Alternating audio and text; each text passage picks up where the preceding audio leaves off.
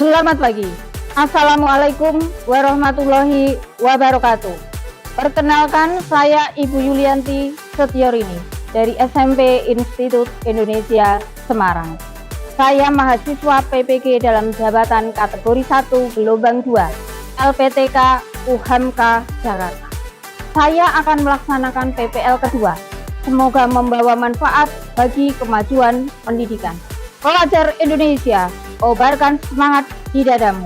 Kalian adalah pemilik masa depan negeri ini. Wassalamualaikum warahmatullahi wabarakatuh.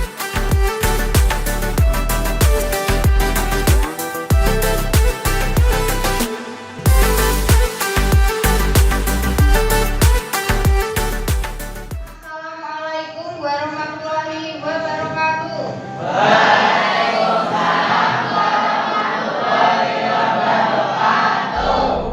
Selamat pagi anak-anak.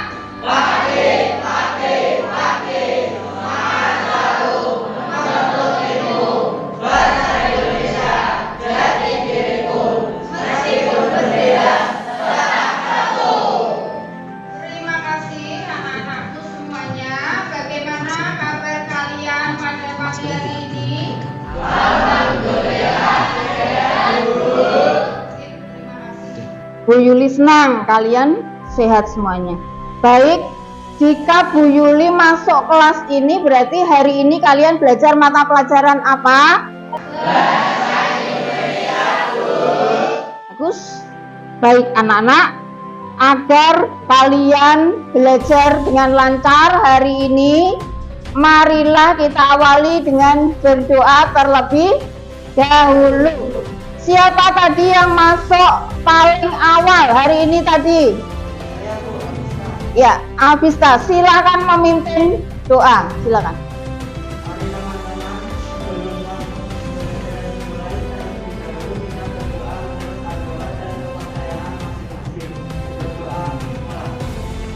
Ya, terima kasih anak-anakku semuanya. Bu Yuli akan mengecek kehadiran kalian semuanya. Bagaimana ketua kelas hari ini? Ya, masuk semua ya. Ya, hari ini Jumat tanggal 6 Januari, anak-anak masuk semuanya. Baik, anak-anakku, untuk meningkatkan rasa cinta tanah air, marilah kita bersama-sama menyanyikan lagu Garuda Pancasila. Silakan anak-anak berdiri semuanya. Garuda Pancasila, akulah pendukungmu, patriot proklamasi, setia berkorban untukmu. Pancasila dasar negara, rakyat adil makmur sentosa, pribadi bangsaku. Ayo maju, maju, ayo maju, maju, ayo maju, maju.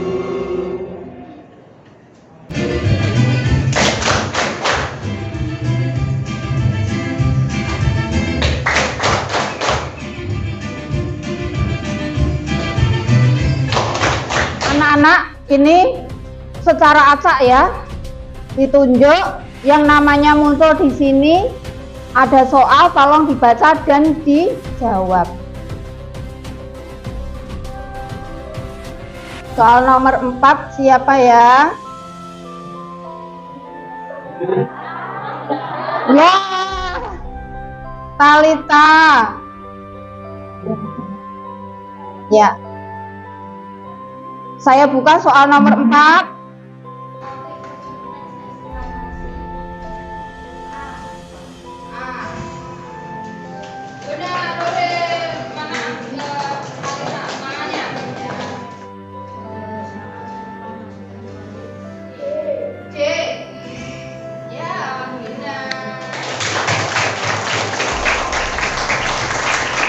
Kita hari ini akan belajar mengenai teks eksplanasi dengan tujuan pembelajaran sebagai berikut. Nah, yang pertama kita akan belajar mengenai apa, anak-anak?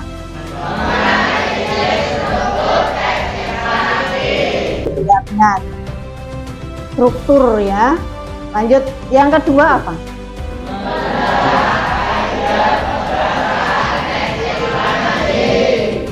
Ya, kaidah kebahasaan, teks eksplanasi. Ini untuk pertemuan yang pertama ya. Nanti untuk pertemuan yang kedua, ini anak-anak, kita mempelajari tentang apa ini?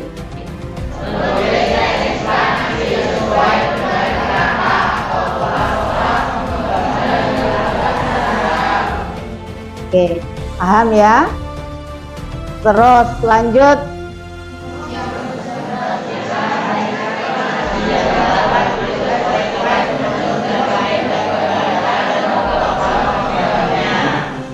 Ya, mempresentasikan apa yang sudah kamu nanti bekerja secara berkelompok. Nah, pembelajaran bermakna hari ini ya, setelah kalian mempelajari materi tadi dengan tujuan pembelajarannya tadi. Nah, ini setelah mempelajari materi ini, kalian dapat menggunakan bahasa Indonesia untuk memahami informasi lisan ya dan tulis sebagai bentuk dari rasa menghargai dan mensyukuri keberadaan bahasa Indonesia sebagai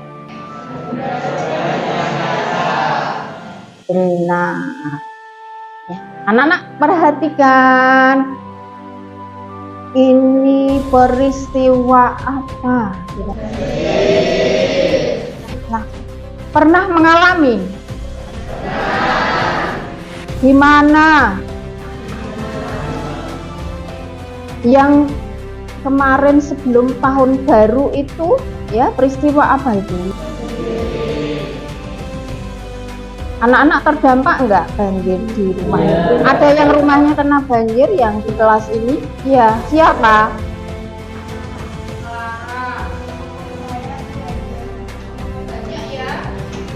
Ya, anak-anak, sebelum pelajaran dimulai, Bu Yuli akan memutarkan sebuah fakta yang terjadi di sekitar kita, ya.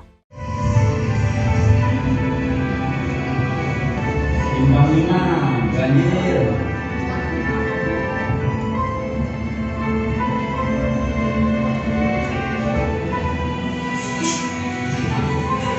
Nah, anak-anakku semuanya, apa yang kamu lihat dari tayangan video ini peristiwa apa, anak-anak?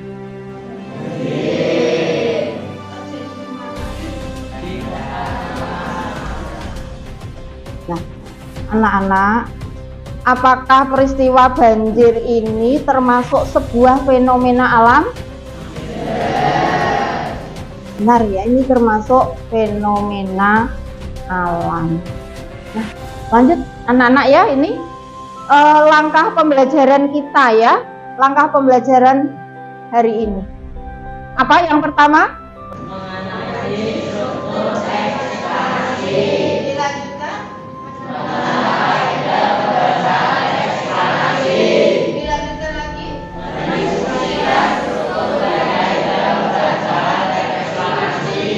Silakan kalian bekerja sama dengan kelompoknya, berdiskusi untuk menentukan struktur dan kaidah kebahasaan teks eksplanasi. Paham ya?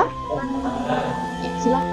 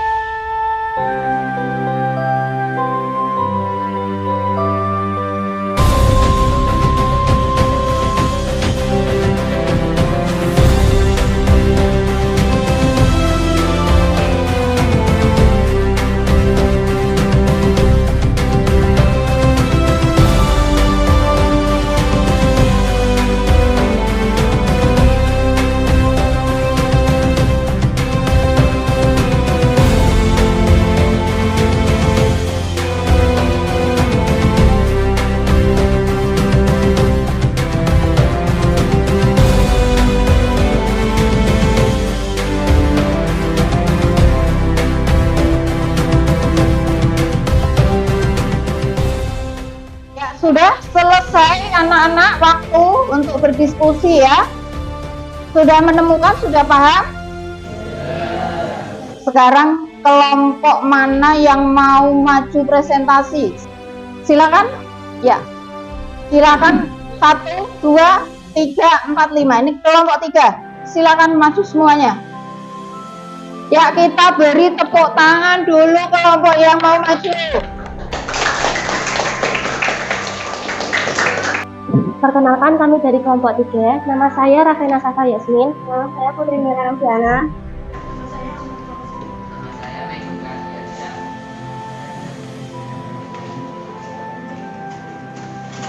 Kali ini kita akan mempresentasikan hasil diskusi struktur teks persuasi dari kelompok kami.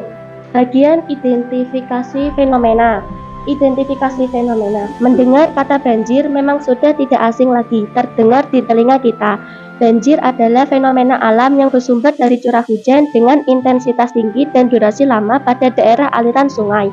Banjir dapat terjadi karena alam dan tindakan manusia. Penyebab alami banjir adalah erosi dan sedimentasi curah hujan, pengaruh fisiografi atau geofisik sungai, kapasitas sungai, drainase lahan, dan pengaruh air pasang. Penyebab banjir karena tindakan manusia adalah perubahan tata guna lahan, pembuangan sampah, kawasan padat penduduk di sepanjang sungai, dan kerusakan bangunan pengendali banjir. Oke. Bagaimana kelompok yang lainnya yang mau menanggapi? Itu tadi struktur teks eksplanasi yang sudah dikerjakan oleh kelompok 3, dipresentasikan oleh kelompok yang ketiga. Apakah bagian identifikasi fenomena sudah benar? Ya, semuanya setuju ya bahwa identifikasi fenomena bagian teks paragrafnya ini, bagian dari rangkaian peristiwa atau kejadiannya sudah tepat, ulasannya sudah tepat.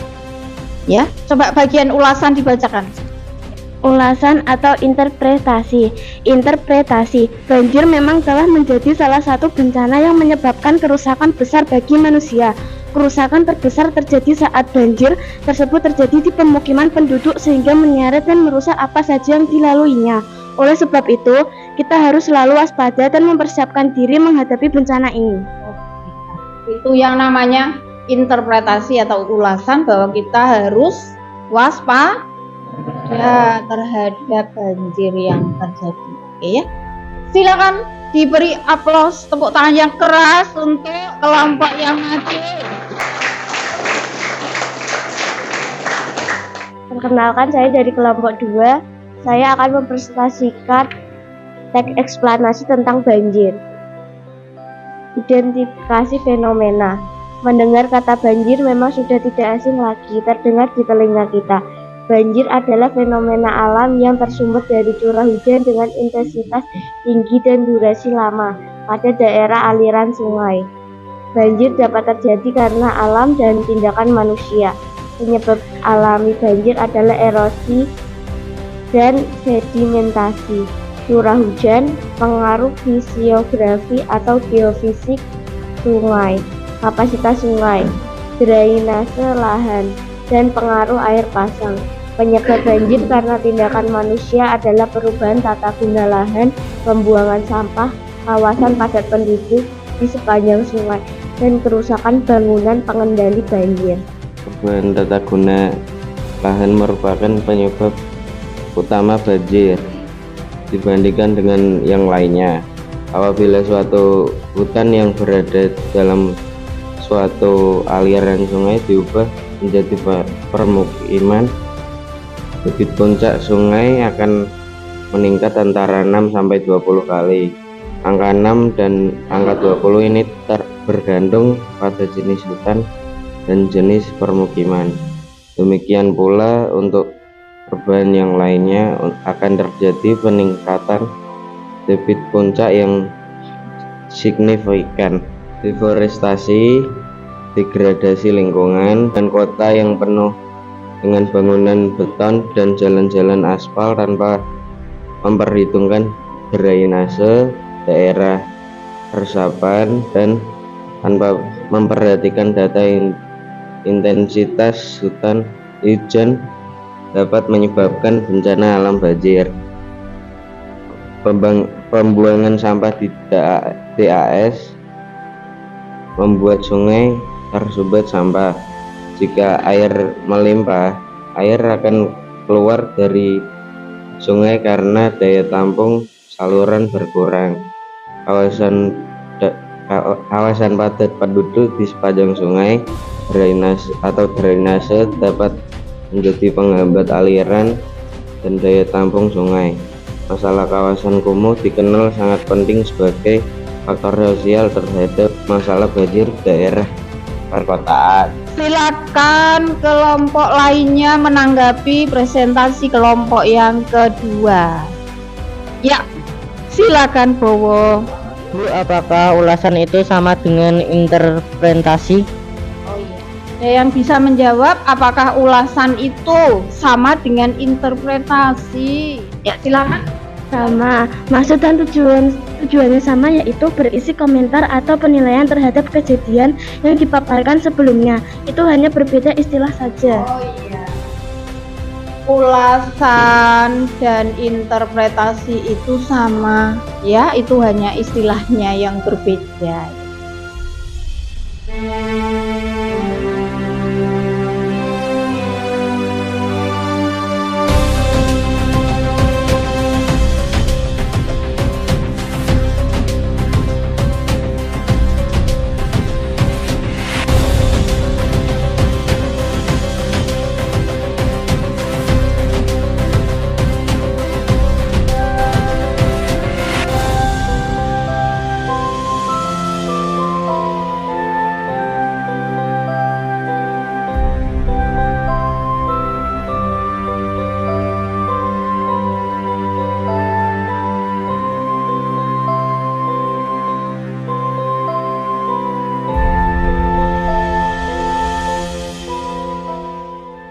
Sekarang kita simpulkan bersama-sama, ya. Bagaimana pembelajaran hari ini, anak-anak? Ada kesulitan? Tidak ada. Nah, untuk itu anak-anak sekarang disimpulkan. Struktur teks eksplanasi apa saja?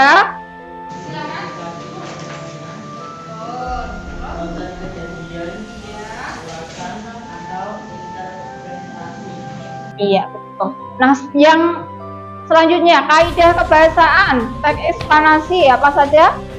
Konjungsi, silakan.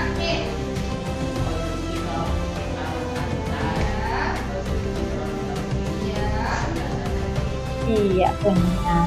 Nah, pembelajaran berikutnya nanti pertemuan kedua akan membahas mengenai pola-pola pengembangan teks eksplanasi dan menyusun teks eksplanasi.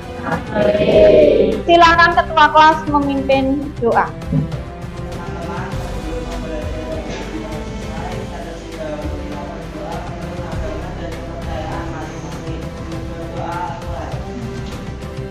Terima kasih anak-anakku atas perhatian hari ini.